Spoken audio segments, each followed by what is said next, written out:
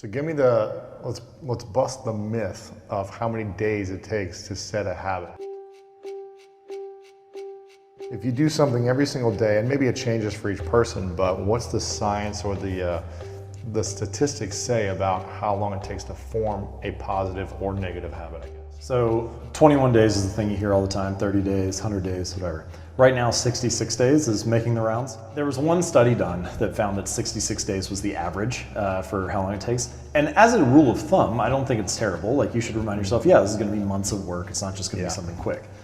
But even within that study, the range was quite wide. So if you did something simple, like drink a glass of water at lunch each day, it would take like 3 weeks. If you did something more difficult, like go for a run after work every day, that would be like 7 or 8 months. Well, the honest answer to how long it takes to build a new habit is forever, because if you stop, then it's no longer a habit. It's a constant choice and a decision, right?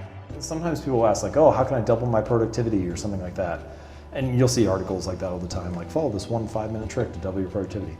But the real answer to most of that stuff is like, get 8 hours of sleep a night, exercise, don't eat like crap, and then instantly you have this boost of productivity and motivation. Exactly. You have energy. The fundamentals are covered 90% of it. Yeah, exactly. What are the 5 non-negotiable habits for you on a daily basis? For me specifically, I think there are a few core habits that are going to serve everybody and certainly serve me well. So exercise is a huge one. I don't do it daily, but I train 4 times a week. Yeah. And I feel like if I didn't exercise, I don't know that I would be an entrepreneur. Like, I don't know if I could handle the psychological roller coaster without the physical outlet. Yeah. The ultimate meta habit is reading. Because if you build a habit of reading, you can solve pretty much any other problem. You know, you want to learn how to be a better podcaster, you can read about that. You want to learn how to meditate, you can read about that. You want to learn how to make more money, you can read about that. And so what you need is to develop a habit of reading, and then whatever problem you're facing at the time, you have a method for solving it. Writing for me is huge. I don't actually know what I think about something until I write about it. I find that if you get your ideas, you get it out. If you ask me something right now that I haven't written about before, what is really happening is I'm just talking my emotions. So what I mean is that you'll ask me something and I'll get an implicit feeling about what that topic is. I'll have some intuition, a gut feeling about it, and I'll say whatever that feeling is driving me to say. But I don't actually know if that's what I really think, what I deeply think, until I have the time to sit down, write it out, logically go through it. Because a lot of the time, you know, if you would ask me the same question next week, I might have a different feeling at that time. So I'm talking different emotions. So I think I actually need to have time to sit with it a little bit and write it through to learn what I actually think.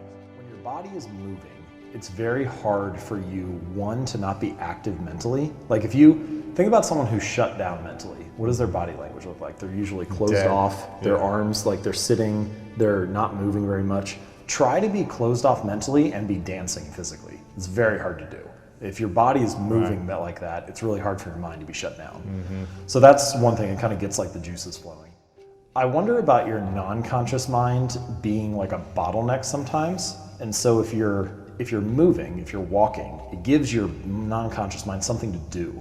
So you're like, it gets out of the way. And now you can actually like have this stuff arise or think in a different way than if you're sitting. The winners and losers in a particular domain often have the same goals. Like, every Olympian wants to win a gold medal. Sure. Every job candidate wants to get the job. So if the winners and the losers have the same goal, then the goal cannot be the thing that distinguishes the two. And the thing that distinguishes them is the process, the system behind the goal. Achieving a goal often only changes your life for the moment. So like, you know, say you're, just take like a simple example. Say you have a messy room, you know, and you get motivated and you set the goal to clean your room. Well, you can do that in an hour and then you have a clean room. But if you don't change the sloppy habits that led to a messy room in the first place, then you just end up with a dirty room again. Yeah. So it's like treating a symptom without treating the cause. And habits are a better solution in that case, because if you fix the inputs, the outputs fix themselves automatically, right? You don't have to fight to have a clean room if you have clean habits. And I think that that's true in a larger sense as well, right? Yeah. People want outcomes. They want to earn more money or lose weight or be more productive or reduce stress. But the outcome is not the thing that needs to change. It's the system that proceeds. Who you want to be. I think that your habits are the way that you embody an identity, right? So like each time you make your bed, you embody the identity of someone who is clean and organized. Each time you go to the gym, you embody the identity of someone who's fit. Each time you sit down to write, you embody the identity of a writer. So you can sort of think of it as like each behavior casts a vote for the type of person that you want to become. And if you cast enough votes for that type of identity, you start to believe that about yourself, right? Like if you go to church for 20 years, you believe that you're religious. You study Spanish every Tuesday for 30 minutes, you believe that you are studious.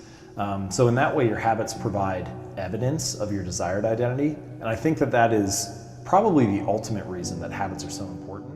You could practice something once in 30 days, or you could practice it 1,000 times. What actually leads to a habit becoming automatic and becoming learned and ingrained is repetition. So the phrase that I like to use is not 21 days or 30 days, but put in your reps. I mean, that's the real thing, is you need to practice. And if you put in your reps, then your brain starts to automate how that process works. Yeah, interesting. Okay, so that's the second part, the cue, and then the desired Craving, habits, yeah. right? The craving. Cue, craving, response, reward. Okay, and what's the response? So this is mostly about making it easy. So this is the habit itself, and the easier a habit is, the less friction there's associated with the habit, the more likely you're going to be to do it. So the way that I like to describe this, imagine you have like a hose, right? And there's a bend in the middle. There's a little bit of water trickling out. If you want to increase the amount of water going through the hose, you have two options. You could either crank up the valve and force more water through, or you could just remove the bend and let it flow through naturally. And a lot of the time, advice is centered on cranking up the valve. It's like you need to try harder, you need grit, you need perseverance, you need motivation, you need to overcome the obstacles in your life. And all those things are fine, but I think they're all short-term solutions. You might be able to do that for a day or a week, but I've never consistently seen someone stick to positive habits in a negative environment. It's really hard to fight that day in and day out. Mm-hmm. So the solution, I think, is to reduce friction. And there are a ton of ways you can do this. One way is just to scale the habit down, make it as easy as possible. Master the art of showing up. Like I had a reader who ended up losing over 100 pounds. And one of the things that he did was he went to the gym, but he wasn't allowed to stay for longer than 5 minutes. So he would show up, be there, do like half an exercise, 5 minutes would go, he'd leave. He did this for like 6 weeks.